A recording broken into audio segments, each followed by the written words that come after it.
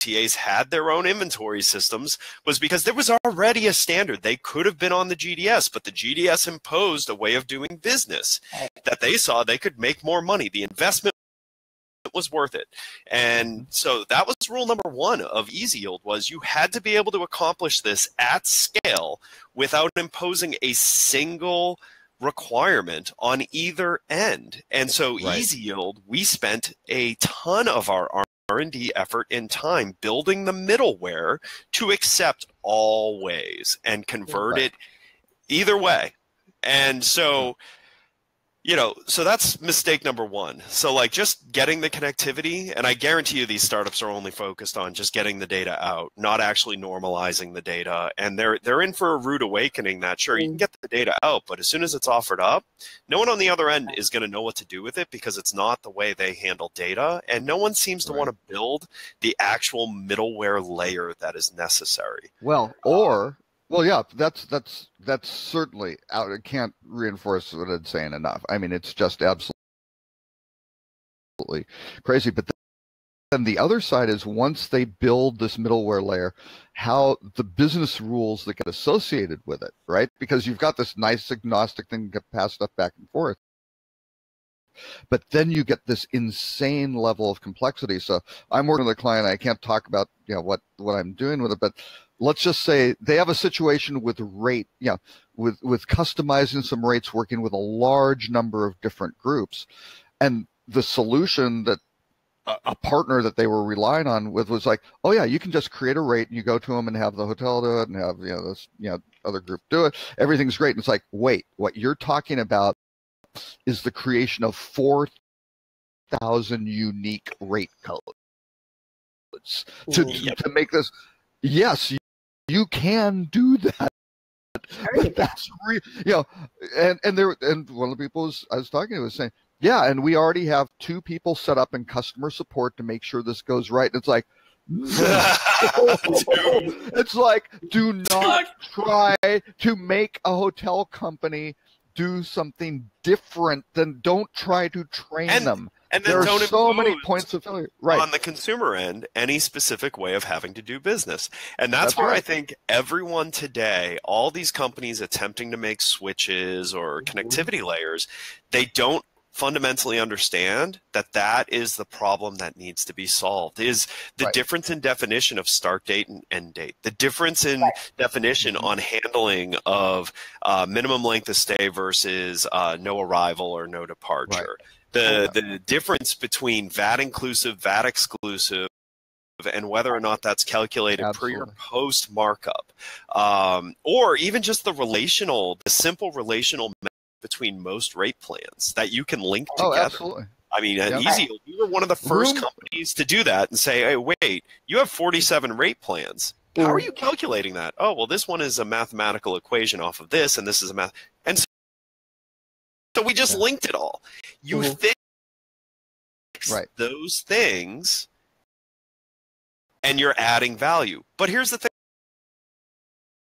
I'm going to tell you. It's a pointless exercise. The reason I lost interest in that part of the world is because the hotels stopped caring about paying the premium to have the fundamental problems fixed. Instead, they chose, they were lured by the low price option that had no feature capability and would rather pay a garbage price for a garbage product and complain about it than pay a premium price for a really good solution.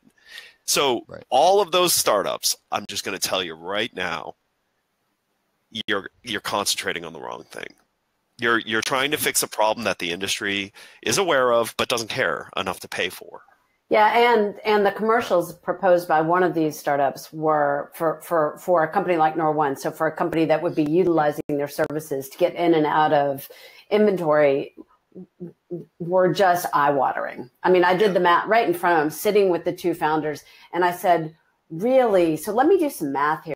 So, you know, we have X number of hotels already on our own Oxy, right? So we have our own application into and out of Opera. So if I took that number and used your math, I would end up paying just an inordinate amount of money on an annual basis. Like 25% of your total gross revenue? revenue. Exactly, or more. Yeah. I mean, they hadn't even, they have, so these startups, they have no idea of the scale and Yep. no idea of and they well, and let's be honest, once you're past the top 5, you're talking about having to write into data tables. If we're talking by install, if you're talking by install, you're talking top 5 have APIs, top 2 have working APIs, like that actually function on a regular basis. It's worse than that, though. Even internally, the way a lot of these systems were developed was based on the airline model, right? Where inventory was stored separately from these rate plans and some sort of complex proprietary process that puts that crap together. Well, and the number of hotel groups who know, these guys are participating in the rate plan because they have it loaded versus do they have inventory loaded against it? It's like, I mean, it's a huge problem with gross inefficiencies of actually, that was things like that. That was one of the fundamental reasons. EasyYield was a channel provider for companies like Synixis. Is their CRS layer had no fundamental understanding of a legitimate number for availability. They just understood yes or no for is it available, because it was built on the guise of having seamless connectivity into the PMS to be able to do a real-time query on whether or not it's available. Problem is some of those channels want a hard number to sell to. Oh, and by the way, some of them you can't take back that number once it's there. You can reallocate it to another day, but you can't take it back. So, like this is a perfect example of even like one of the core systems in the industry having a functional deficiency to work with some of the biggest channels that came up because those big channels said, screw you. I don't want yes or no. I want to know I have 10. Right. Because I can merchandise 10. Yeah. Right. I'll have to say, not as our industry, but outside of our industry, there are options that are beginning to acquire the problem, and they're beginning to piece and acquire businesses that aren't talking to each other, but now clustering under a single ownership and those connectivities so that they're going to create an end or at least connect the dot solution process. There are some companies out there that are beginning to do those things. Yeah. So I don't know if it's just me. We should go through the list, though, of the CB Insights list of why these startups fail, though, because I thought that was a fascinating. I missed that. Thing. Oh yeah. No. The CB Insights. The top reasons. Post in the comments. Yeah. The top reasons. The top 20 reasons why startups fail. Number 1, no market need. That's 42%. Now wait, and one very important thing to say, these numbers total to more than 100% because many of these startups that fail experience multiple they got multiple problems, right? So number 1, they started up and there was no market need. So let's talk about where you can see that in our space. I would say anything on the inspiration side of the consumer experience. They started up and there was no is one of the top. I mean, if you watch, they get laid to waste constantly. There's endless startups on challenging, on fixing that side of the world. And I really I think they fall into, there's no market need for it. I think there is a need, but they are so far from being able to address it effectively. There's a need for the players who own the architecture to spend more R&D effort on it. It's not a singular standalone product market need. Because here's the thing, even if you prove there's a better mousetrap for consumer discovery, then all Expedia and Booking.com have to do is go, oh, okay, let's put 2 engineers on it and 1 product person, and inside of 30 days, our architecture will have that functionality. Yeah, ta-da! Building that moat is really. I met with a guy who's doing a startup, which actually is kind of an interesting little startup in a really, really, really difficult space. That even before we started our lunch yesterday, I was like, "What you're trying to do is really hard," and he realizes that. He's been working on it for a while, but. Which brings you to the potential number 2 reason, which is ran out of cash. 29%. Yeah, 29% just Yes, they didn't get the right. Their commercials were so out of whack that nobody would even look at them. Yeah. Not the right team. I've seen that. Not the right team. 23%. Yeah, they might have a good idea. They're on the right track, and they might have the cash, but they've got the wrong people. They've got the wrong people doing it. Get out competed. Outcompeted 19%. Pricing cost issues, Valen, that's 18%. Valen, you were just talking about that. That kills 18%. That's a well, and cost issues too. So the other thing about these startups, I don't know what kind of commercial conversations they've had with the PMSs, right? So I don't know if they understand that they're basically they're basically inserting themselves into an existing business, especially for those PMSs that charge for connectivity. So what is that? So why would the PMSs do that? Right. And if they would do it, or they figured out, they figured out their economics. It just completely separate from what their customer would have to do to make it work, right? And so, you forgot the X thousands of dollars you have to spend to go make this happen. So next time you run into any of those startups, ask them if their architecture is already level 1 PCI. Oh yeah, I didn't even. I mean, I was so like, or because then you can at least be helpful to them by potentially pointing out. By the way, I could, but that would. Why would I do that? That's true. But this list, we need to go through the whole list because it's just a user unfriendly product. That doesn't kill a lot of businesses in our space. There's a lot of user unfriendly products that are prominent systems in our space. Most of the property management systems, like most of the back office accounting systems, like most of pretty much anything that existed more than 5 years fall into the category of a user unfriendly product in our space. Yep. I love this one. Product without a business model. So we've got an idea, but there's just no business model. 17%. How do you call it a startup? If there isn't a business model, you haven't started anything. Like, if you don't know how you're going to make money. You can hire a team and get investment and do all this stuff. Without any idea on how you're going to make money. Wow. Right. And people are getting investment on marketing. I mean, look at it. Look at the tour. What the numbers that are getting churned in the tours and activities space and vacation rentals, and it's just astounding the amount of money people are getting. And in the hotel space, the challenge is specifically not knowing who the value proposition of which stakeholders the value proposition is for. I mean, are you building something for the owners? Are you building something for the operators? Are you building something for the brands? And so many startups, when they come into the hotel space, since they don't know these amazing commercial structure that we have in the hotel industry, they have no idea who to pitch to and no idea really who would benefit from that. And that's who's paying for this. Like early adopters say yes to everyone.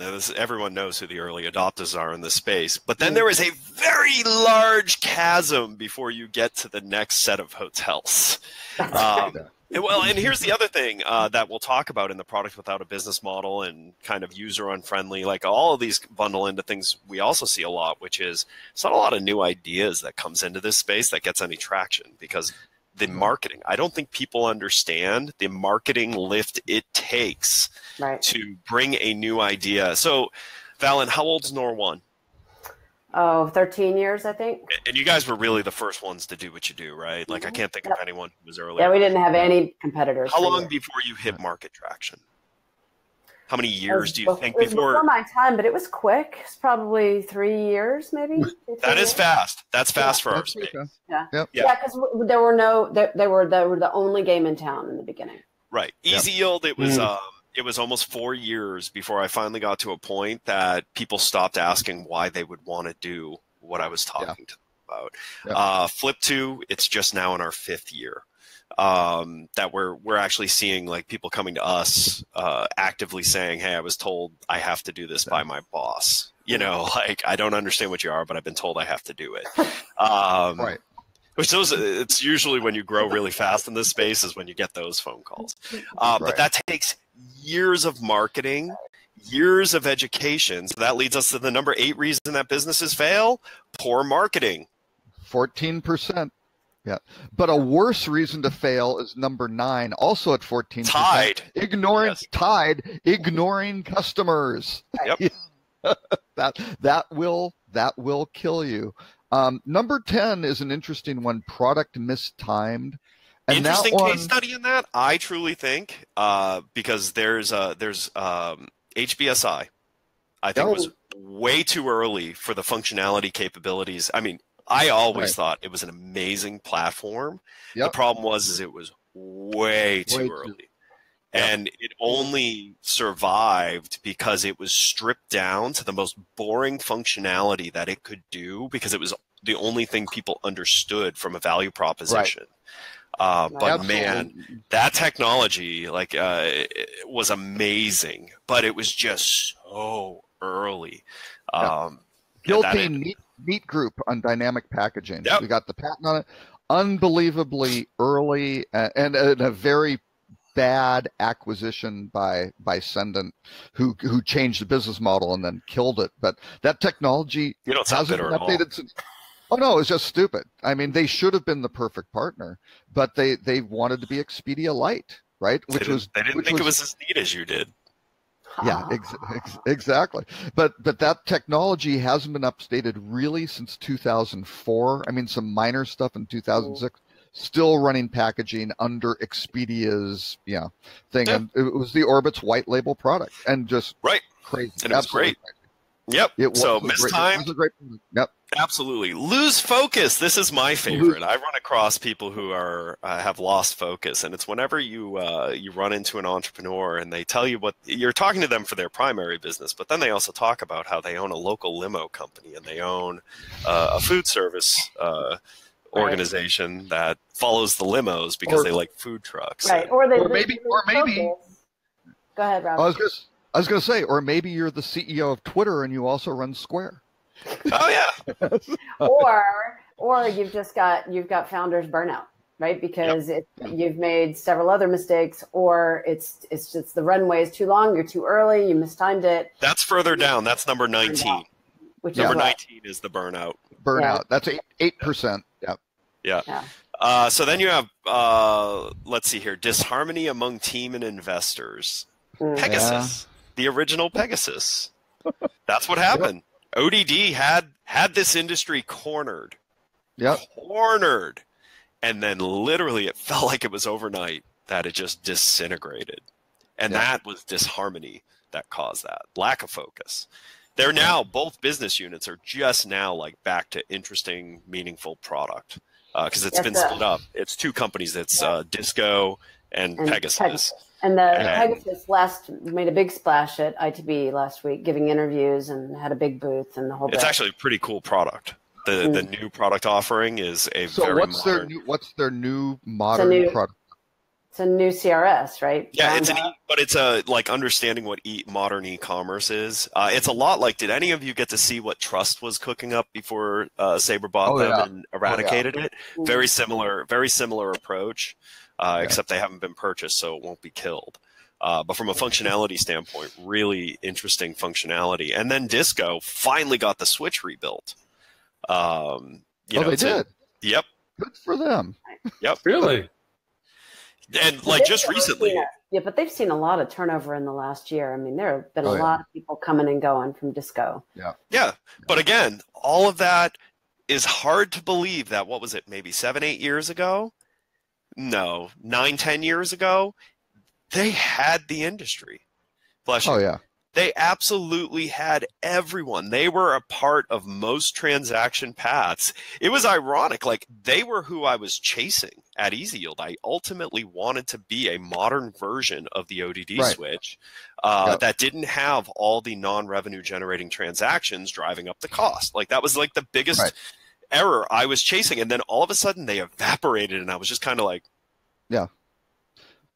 where'd they go? Well, that was a problem. That was the problem from their inception, because again, it was these 15 hotel companies who wanted to put something together to keep their costs low, which was good. And I mean, they were dominant in the market. Yeah. And we almost bought them at Sabre. Well, I shouldn't say we almost bought them. We looked at buying them, but that switch, which was doing a vast majority of Right. hotel transactions, all the majors. It was doing $10 million a year in 1998. And we Right. looked at it and went, no, Pegasus at that time was making all their money off of commission clearing, right? Which is now Onyx, right? It's been split off into the, they got. Yeah, I saw the value. What I was chasing was giving choice to these hotel groups and having to make their decision by price, which is how real time do you want this query to be? Because if you want it real time, it costs this much per transaction. If you're willing to take a 2-minute cash, the price drops this much. If you are willing to take a 10-minute cash, it drops this much. And from what I was calculating is it was around the 3-minute mark that you eliminated most of the non-revenue generating transactions that were being fed through that switch, which all of a sudden meant you could offer a lower price to everyone. Like that's what I was chasing. As to what we were heading towards. And and it was funny because I always thought that was the biggest mistake they made, was being duped into this fallacy that true real-time back and forth was of a value. And quite honestly, from a revenue and demand standpoint, there's very few properties that get the real value of that 100% like real-time query. And then the majority of the industry could live with a slight delay in caching. Oh yeah. Well, and let me tell you the other huge miss from Pegasus, and I was in the funding meeting where the private equity group, who was also a backer of Anasazi way back when they agreed to fund it, was the key was well, at that time, well, no, I guess, were they Pegasus? They might have been called, they might have still been Cisco. I can't remember. But at that time, they agreed that it had to have a business intelligence aspect to it because they had all this incredible data on pricing and conversion, all that. And that was, you have to build this, you have to split it off in near real time, batch it, whatever, but you need to really go through. That was guaranteed, and that was contingent on that funding, and never happened. It was unbelievable. Then they would have not been broken up. The next most common reason, number 13, pivot gone bad. Gone bad. Yeah. I have been front seat to this. It's just. I can't think of a pivot gone bad. Checkmate. So. Yes. Yep. Pivot gone bad. I was there. Yep. Number 14, lack of passion. I listen, if you're starting a company and you're not passionate about what you're doing, that's a foolish thing to do. That may be an outcome because people went in idealistically, right? And they wanted to they were in it to make a lot of money, and then they realized this is harder, it's taking longer, and they're going. By the way, everything is always harder than investments from a VC, right? Everything is always harder than you anticipate, and is always taking longer than you anticipate. Right. I would also throw in the fact that the model of your business changes. Partnerships and relationships and goals and why you got into it to begin with, and politics and corporate restructurings can kill the passion out of the people that are the driving force as well. You start getting other players involved, other leaderships. You start having to share things you used to do. You can actually kill somebody's passion by yanking them off of what brought them into the conversation to begin with. Yeah. Just by I'm not going to lie. At EasyOld, my passion was extinguished when my top enterprise customers were starting to say to me, you know what? We understand the value benefit of everything you do, but this crappy product that we know is crappy is so much cheaper than you that we're just going to go that way. And that's when I started to lose my passion, because I was just like, this makes no sense. And yet those same people today tell me that part of the industry is not the same since I left. Well, yes, you have to pay for innovation. Right. And we weren't that much more expensive. We're not talking huge dollars here. I mean, I get the lack of passion thing. Failed geographical expansion. I almost fell victim to this. It's really hard to go global with the business. Really hard. There's so much nuance to navigating Europe, navigating Asia Pac. Anyone you negotiate with in Asia instantly tells everyone else whatever price you put out instantly. Which, Right. if coming from the United States, not knowing that, like, that bites really hard, really fast. Yep. You know, you can't have a German selling into certain parts of Europe. We learned that. That's right. You can't have someone from Spain selling into Germany. It just doesn't. It doesn't Right. jive. You know, and those are things that unless you've done it and unless you've been bitten by it, yeah, it hurts. Yep. It hurts. Right. Yep. Number 16, no financing / investor interest. And So you think yeah, it's a great idea. You think it's a fantastic you idea. You have bootstrapped such- it, you mortgaged the house, you This is- mortgaged the right. And you think it's fantastic because you had this problem on your last trip, right? Yep. Right. And so it is Oh. such a fantastic idea. And it Yep. turns Best out, Well, thing since yeah. sliced bread. I kind of feel like number 16 related to, like, you know, number 3, number 5, number 6, number 8, Well, number 10, number 9, number 11, yeah. number But no, 13, number There is 14. there's a legitimate, I think the one legitimate one is the companies that come in and are going to say, we are going to make this much more efficient and cut out all that margin that the OTAs are, right? We're going to do the same thing, but you don't have to pay 15%, it's 2% or something like that. And you kind of go, Right. okay, so how do you know, that's kind of the, Right. the room how are you key going to pay for problem, right? customers? Right. Exactly. Right. That Yeah, is and not it's like, well, you have The no rookie margins. problem you is have, a completely different set of problems. yeah, they have a lot of them running down here. But again, it was sort of the thing where you go, great, you got all the margin out of it. Now you have no profit or margin or cash flow that's going to attract the investment you need to go build this. You're solving the problem, but it's not a profitable business, and that's killed a number of groups too. So Yep. Like I said, it's related to all the other Right. ones that Yeah. came before. exactly. Number 17, legal challenges. You know, I think that's killing far less companies these days because it seems is. like, you know, a lot of people have risen to power by just basically sticking their nose at law. It's It's easier asking forgiveness than permission. Mhm. 18 didn't use Although I do think legal challenges will become a new one with GDPR. Oh, yeah. The I agree with European that. Union with their minimum fine yeah. is going to put some startups out of business. Yeah. Oh yeah. Yep. Didn't use network. I'm not sure if they didn't network with people they already had in their network. I don't know. That's got to be off. I kind of feel like maybe that's focus, lack misleading, passion. Yeah, like, maybe it's the opposite. Maybe it's overused network because that's usually what I see from startups. Mm. Yeah. Number Yeah. 19, burnout at 8%, tied with Get it? legal challenges, no fine. Yep.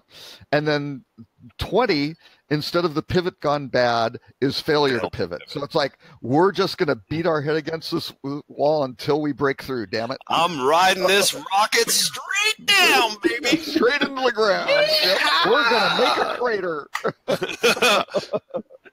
Yep. And those are the top 20 reasons that from CB Insights on why travel industry startups fail. Well, on You know, any the only startup. one. Yeah. Well, Nothing, the travel. nothing special. Nothing You know, special about Here's the what I travel would put industry. in for travel. Here's what I would put in for travel. Foolishly convince themselves that the industry will come along with the stuff you're ignoring to make the model for your startup successful. So, i.e., I'm going to build something and the PMS problem isn't going to be part of it because the industry will just come along. Like Oh, yeah. failure to accept the fundamental truths of this industry lays more startups to waste, I think, than any of these items. Right. Right. Yeah. But that ties right. That just ties into lack of industry knowledge, right? Because But that wasn't in there. right. Yeah. That's Well, true. no, it's ignoring the customer need, which is kind of like the market dynamic. I think. Yeah. Yeah, but you know, for me, it's when startups talk to me, they say, I want to do this and I want to do that, and I'm like, but you know, have you considered it from? Have you had this conversation? Do you understand what these people do and what that company does? And so there's just I always send them away with homework, basically. Mhm. you feel like, I mean, I feel like I'm a wet blanket more often than I'm supportive to startups. I work hard to not be that. I work hard to say, instead of saying that's the stupidest thing I've ever heard, or that's the 48th one of those I've heard, I try to redirect the conversation so that they can, to give them some insight on what they need to do next. Because it's easy. It's easy to say, no, that's not going to work because 48 companies have tried to do that, and here's why. But you never know, right? It's why I stopped judging startup contests. I actually started feeling like I was maybe stifling more people by innovation. Not innovation. No. I did not stifle a single form of it. I can promise you that. The problem was I wasn't afraid to tell someone. I've actually witnessed where people watched you, Valen, and had the most amazing idea, and you were so nice about smiling and nodding and asking intelligent questions and making them think before you jump off the cliff with this one. You might want to add more than one string to the parachute, and you really try to help your thought process. You didn't dismiss them, and you didn't say that's the dumbest thing. So I have witnessed many people come up to you, because when you get off stage, you make people think, and they just want to get to you like, hey, I have this idea. So I've actually watched more than just one where they've come up and asked you those, or wanted to tell you what their idea was, and you've been very nice about making them think about it. Now, granted, I will say, though, at the same time that I've stifled a lot of early startups, I've also lit the fire under a lot of lifestyle businesses in this space.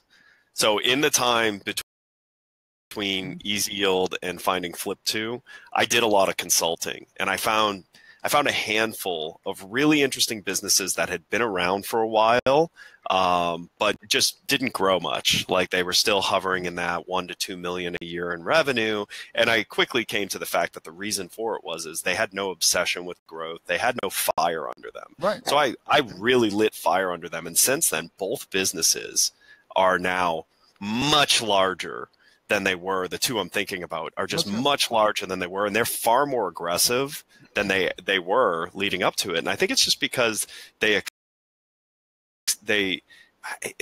of the big things I see, and even I fell into it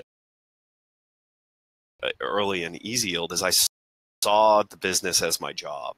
And once it got to a point of comfort, I didn't see it as an asset. I saw it as, this is what I do. Like, this is me.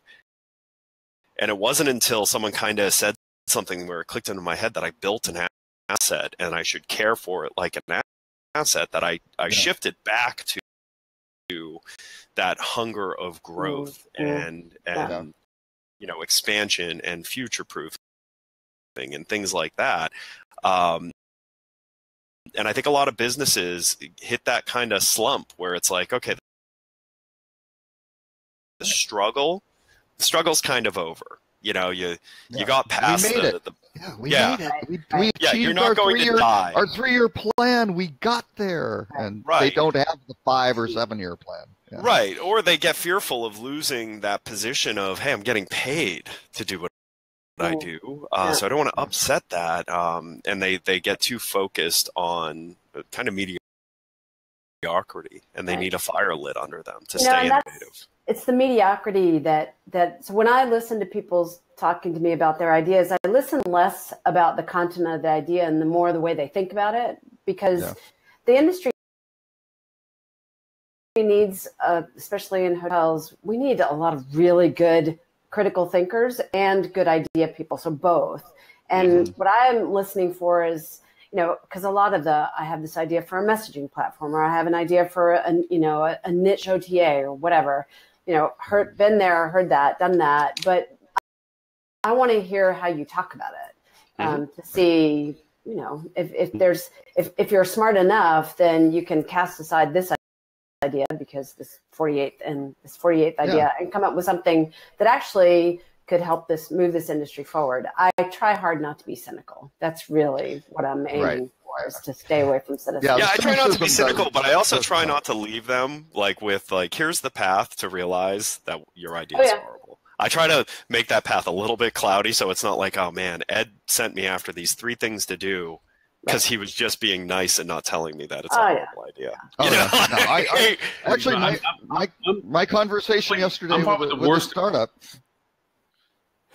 No, I was going to say my conversation yesterday with the startup was, I said, I'm the guy who's going to tell you you have an ugly baby, right? And I'm not going to be mean about it, but I'm going to say, hey, here are the problems you've got with and people have done this, and you've got these gaps that if you don't address this and pay attention to that, everything else that's fantastic. You may be hitting 10s and check marks off of everything, but you got a 2 down here, which is going to stop everything else, right? Yeah. If you can't build a moat around this, what do you prevent other people from doing? Great idea, but boy, you do it, it can be knocked off so easy, or whatever that case may be. You got to figure that, can you get a closed group of people or something like that to use your product where there's some sort of fence? I'm the bane of all users of people that come to you, because I'm the one that when they come to me with an idea, I'm like, oh yeah, and you here's all the reasons. That's a great idea. I'm not that. You're the one whose kid would end up on American Idol, shocked that they're a horrible singer.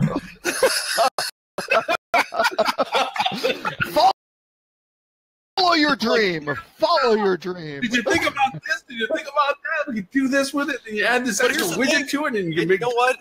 I'm so unabashedly, if you ask me for how I feel about something, I will just tell you how I feel without any concern about what that may do to your feelings. And so, like, I've made the mistake of companies like, hey, we'd love to hear your advice on. We've been thinking about building a new booking engine. Don't do it. That's my first response. Don't do it. Oh. Yeah. Well, we were kind of already done. Well, you should have led that way. I would have softened it a bit, but don't do it. I mean, stop. Don't build a booking engine. Yeah. What's your sunk cost on this? Can you get out now? Yep. I've done it multiple times. Like, specific to that, like, don't build a booking engine. Like, just don't. It's a waste of money. Oh, no, but ours is better. We're going to do it where when I it's agree like with Robert. Tinder. We're going to slide it back and forth. Right. Don't do it. Well, because they all look at. I have to agree with Robert. They all only look at like iHotelier or Synixis and see how easily they can do it better. They don't pay attention to the fact that Travel Tripper exists, Scepter exists, Before Check-in exists, right. And then on the low end, because then they go, well, I'm just going to make it cheaper. Okay, Booking Button exists, like Booking Suites booking engine. Like, there's a gazillion booking engines. We don't need another booking engine at all. If you're interested in making booking engines better, go work for Travel Tripper or Before Check-in. They're the two being the most innovative in how to make the booking path less friction. And Fuel's got a great booking engine. It's super simplistic. Like, there you go. Right. Like, those are the best. If you want to make it better, go work for one of them. Don't start from scratch. Like, you're just, at best, you're going to end up acquired, and your tech is going to go away. Well, like, I have to agree with Robert. It is the candid truth. It's like, I'm going to tell your baby's ugly, and this isn't. But you have to ask it early enough. Don't ask I don't like it when people ask for validation of what they've already done. Then you're not needing my advice. You're just looking for validation. That's right. Yeah. If you're asking me a question at your inception. But I will say, so Before Check-in, years ago, this is a long time ago, SAR came to me and said, I'd like your advice on a booking engine. I said, you got one already, so it's too late. Don't be the booking engine. Don't make that your primary value proposition. Be everything around that kind of leads to the booking engine, and you'll win the booking engine business by default. He went so deep on that mindset. He now has the best integration into Agilisys's PMSs to the point where, like, if you want a deep connection,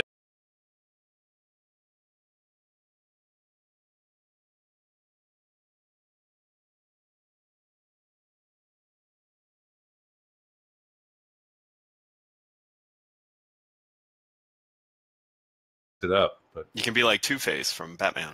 Yes. Ooh, yeah, I'm Two-Face. Hi, everyone, and welcome to This Week in Hospitality Digital Marketing.